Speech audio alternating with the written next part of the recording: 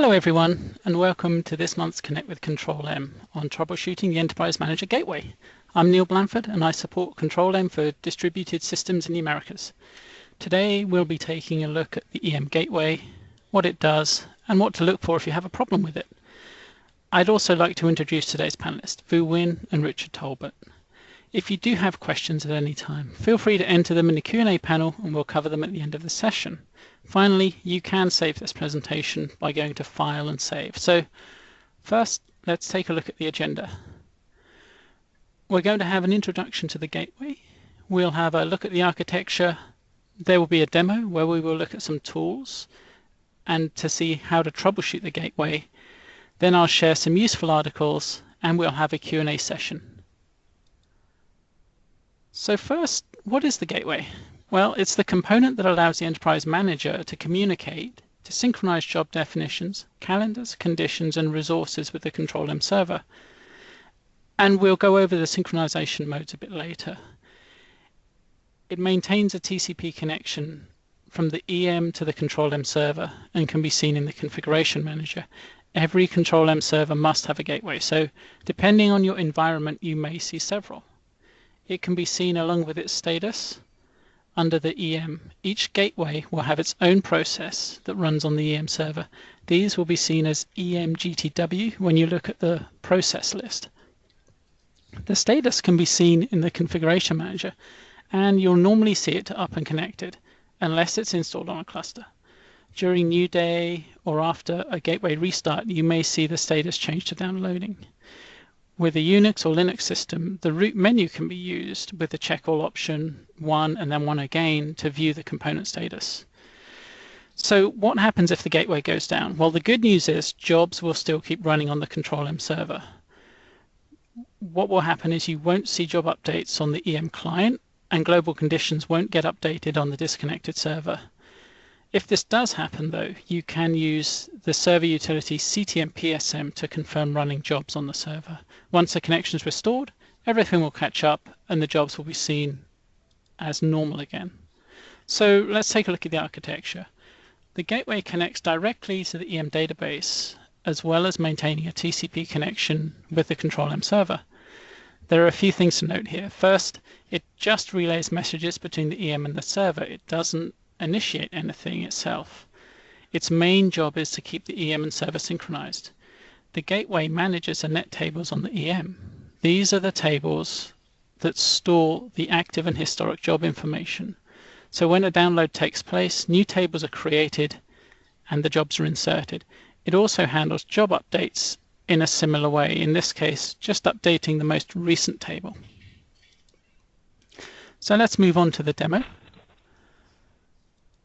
And I'm going to share my desktop here. And here's our Enterprise Manager configuration. This demo is going to have two parts. First, we're going to look at the gateway and some utilities to help with the gateway management and troubleshooting, and then we'll use some of these to resolve an issue. So first, though, let's have a look at a healthy gateway. Here's our gateway.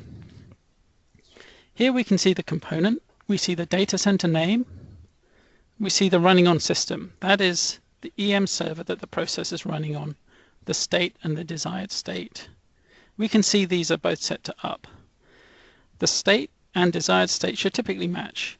If you see the state is down and the desired state is up, this may indicate an issue if you haven't just recycled or started the gateway. The message field tells us what the gateway is doing at the moment, and here we can see it's connected.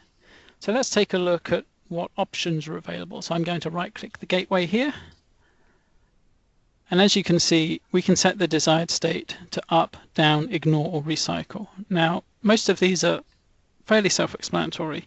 In the case of ignore, we usually see this set where the EM is installed on a cluster system that manages the EM components. Also, if you start the gateway via the command line, you might want to set it to ignored. Let's look at diagnostics data. This is useful and it allows us to run the EM data collector from the Configuration Manager. Now, this can be great when you don't have the EM database owner credentials to hand. Let's click on Properties next. The Properties shows us how the gateway is configured. We can update the desired state, the check interval, and any additional startup flags here. The last two we don't usually recommend updating unless you've been asked to by support. So let's cancel that and right-click the gateway again. And we can see that we can also delete the gateway from here. Now, this will delete just the gateway component, not the ControlM server itself. When you delete the ControlM server, you will be prompted if you want to delete the gateway as well. Finally, we can see the ControlShell. And we'll come back to this in a moment.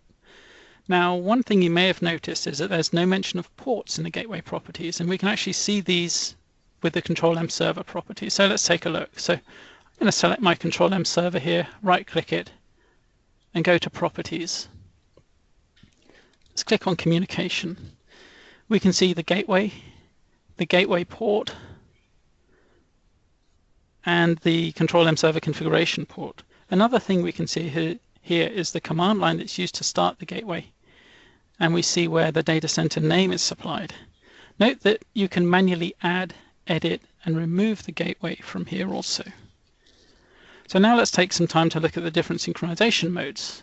So I'll click on General here, and here we see them. We can see that it's set to the default of Update ControlM Server and ControlM EM, and this is basically full synchronization. When either the server or EM is updated, it will be seen on the other. Update ControlM Server only here. Only changes to the EM will go through the server and not the other way around. Update ControlM Server during check-in. Here, calendar and workspaces are synchronized, but only during check-in. ControlM Server changes aren't synchronized to the EM. And then we have no synchronization at all. Self-explanatory again. So let's cancel this. And we'll take a look at the ControlShell. Go back to the gateway, right-click it, and select ControlShell. First thing to note with the ControlShell is that it's available for all the EM components, and we can see the options we have by clicking on the Usage button. Now we can see we have a list of available commands, and we'll see a few important ones in action now. So first, let's see com_info. So we'll select that and click Apply. And in the result, we can see the ports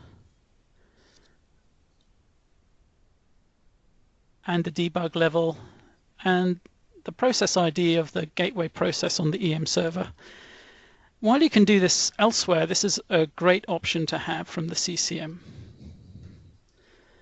So now let's see how we can download or upload via the shell.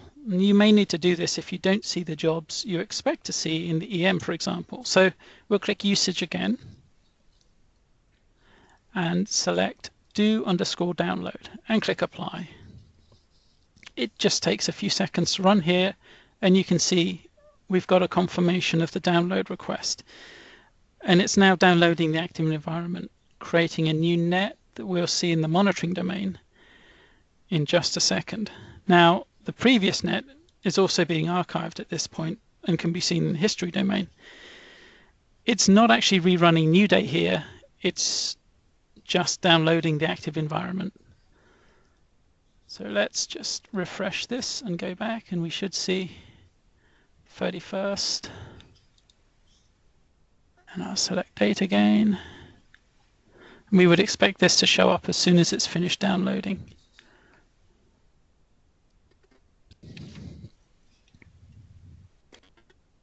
All right, just taking a second there. So we'll minimize this and go back to the configuration manager.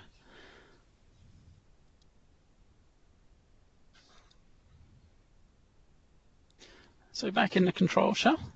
So let's take a look at that download from the configuration manager rather than the EM client.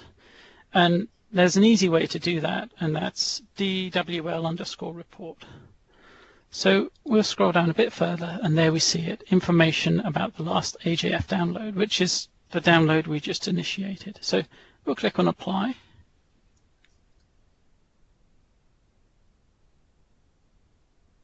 And here we have the information. So last download report here.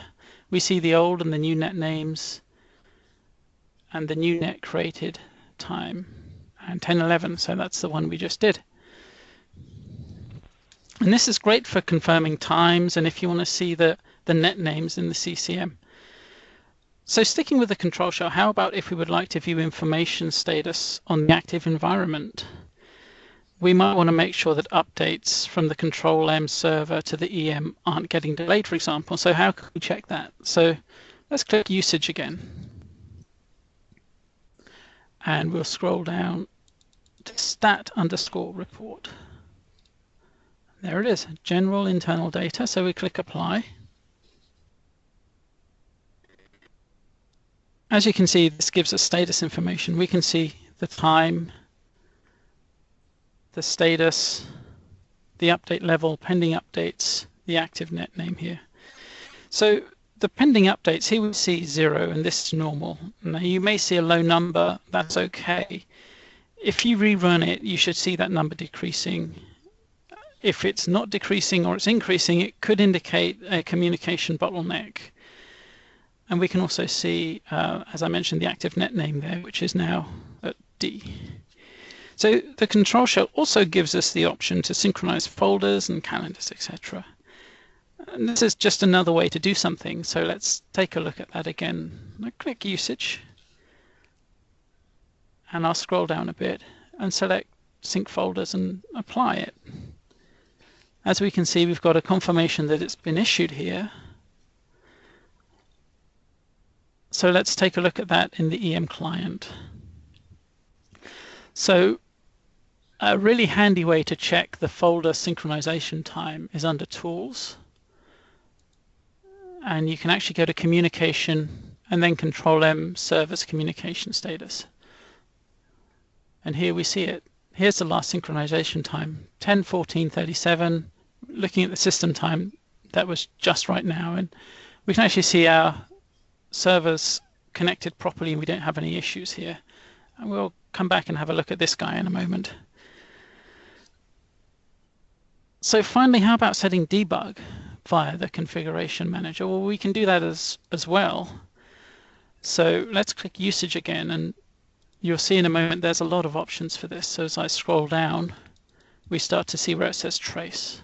So let's put the client in debug here. So trace_client. Now you'll notice with these, we have to tell it whether we want it on or off. So I'm just going to select it and then go into the text box and space and then type on and then run it. And we can see that the debug trace is set to on.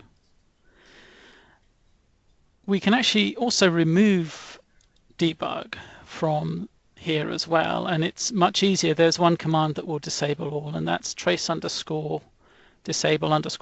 So here we have it, and we'll just apply that and run it. And there we see confirmation that debug for the gateway has been disabled. So that's all we're going to look at for the control shell today. As you can see, it's very powerful and makes it quick and easy to get information and carry out tasks when needed from the configuration manager. So let's just go ahead and close that. Now let's see how we can place the gateway and debug to gather diagnostic information. You might be asked to do this by support to gather information for an issue or for general troubleshooting. So we'll use the command line for this time. And we'll use the control or EM control if you're on a Unix or Linux system. So here's the command. I've got it in here already. CTL, we use the MCS option, so we don't need to pass credentials to it. The component, note the uppercase C here, is the gateway. DC is the data center, and you can see this is our data center that we're placing in debug. Then the actual command itself, and the command's fairly straightforward. Host GUI both plus, and the plus increases the debug level, and change_log tells the component to write to a new log. So let's go ahead and run this now, and it'll just take a second to apply. All right, there we go. And as you can see, it's sent the command to the gateway. So things are in debug now. So let's take a look at what that looks like. So we'll open up Windows Explorer here and go to the log directory. As you can see, it's the emhome/log on the Enterprise Manager server. First thing to note with these gateway logs is the name gtw_log, and then you see the data center name and a timestamp. So let's right-click this and edit it with a text editor so we can see what's inside it. Just while it loads here, just taking a few seconds, and here we go.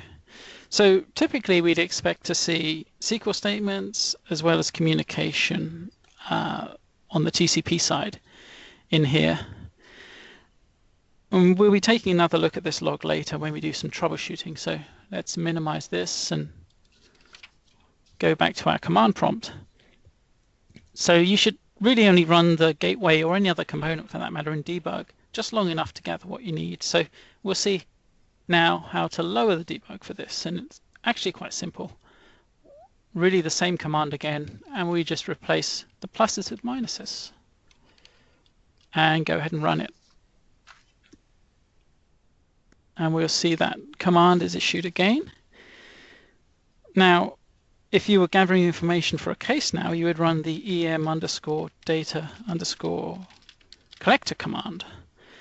And that would gather the logs we need and create a file. And this is great when troubleshooting, and we do recommend running this and attaching it to the case when opening a case, or rather than just attaching logs, for example.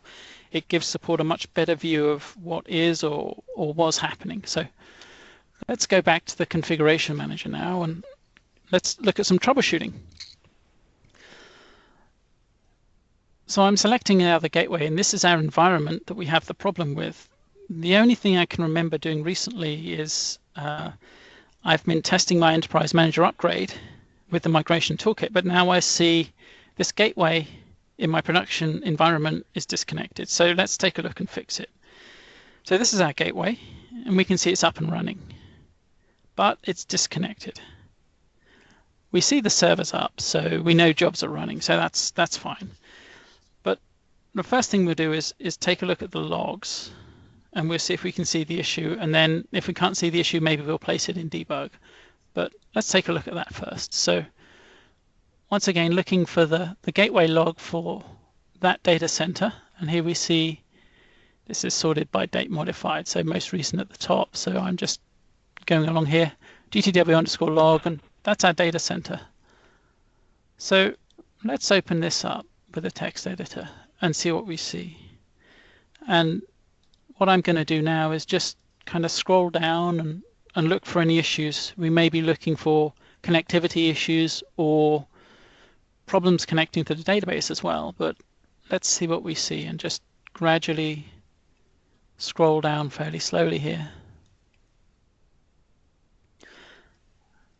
Oh, and here's something we see fairly quickly. Just going up a few lines here, if you can see where I've highlighted, ControlM server already connected to another gateway. And this is indication that the server is communicating with two enterprise managers. And as this one's disconnected, the other one is going to be connected. So let's remedy this. That reminds me that when I was doing my import, I left the gateway up on the imported server. So here we see it.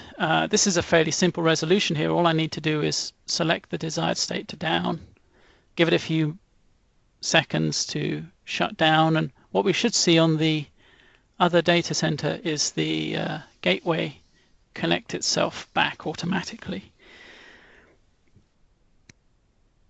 So let's just give it a few moments here. While we're waiting for this, one thing to bear in mind with the control shell, you can actually use all of those commands from the command line as well using the CTL utility that we just saw. So that's covered in the utilities guide, but that's another great option to have. So here's our production gateway again, and we're just waiting for this to reconnect.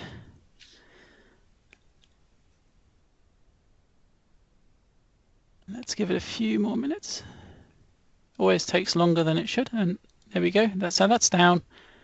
It looks like this is back up and connected, and at this point, we'd want to log on to our EM clients and make sure our jobs are running, since they'll be resynchronizing. But it looks like we've resolved the issue at this point. So, we do also see this issue, that is the server connected to two EMs during DR testing if accidentally two environments are up at the same time. And it's actually quite a simple issue to diagnose and resolve. But that basically concludes the demo for now. So let's go back to the slides and look at some useful information.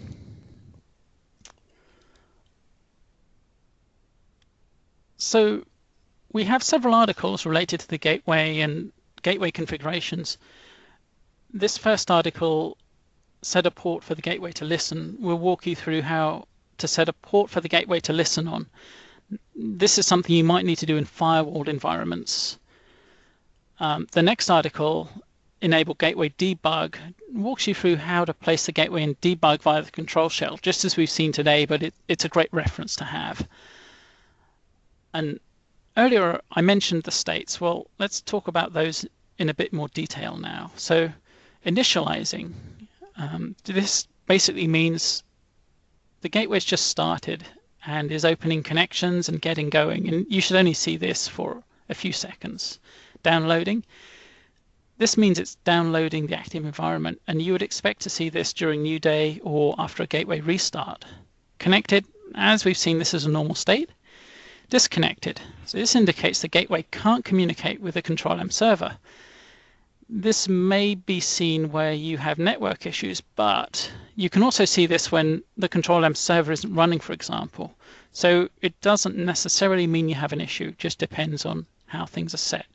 And finally, no sync. In this state, it indicates that the EM and server are connected, but the gateway hasn't yet synchronized with the server, that it's still working out where the updates are, and you should only see this for a short time, perhaps after a reconnection, for example. Well, thank you for taking the time out of your day to attend this. I hope the information provided was useful. You'll be receiving a survey as you close the webinar, and we encourage you to fill it out and provide feedback on where we can improve and any future topics you'd like to see. You can follow us on Facebook and Twitter. Our past webinars can be viewed on BMC Communities, YouTube and iTunes. Today's webinar will be posted there in a couple of days. Our next webinar topic will be ControlM for SAP. We also suggest to visit our BMC Communities site to get connected with other users, view webinars, post questions and search for answers. BMC Communities is on the bmc.com homepage and can also be accessed from communities.bmc.com.